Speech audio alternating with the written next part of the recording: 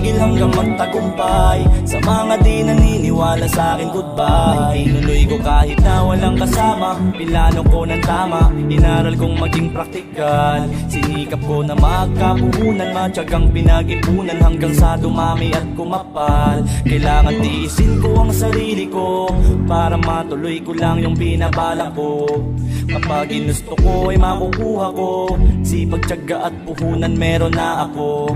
Ginawa kong almusal ay tanghalian, pinaglipan ko muna ang pagtambay ng panandalian. Pawis ang ipinuhunan at kinilusan pa para sa maganda kong kinabukasan. Di mahalaga ang pahingang nawawala kung ang kapalit naman ay nakikita ng mata. Nagnegosyo tumayo sa sariling mga paa at nakatulong pang kumita sa aking papa at mama. Ng grind, samahan ng vibe, discarding malupit hanggang mapasa kamay. Hindi ako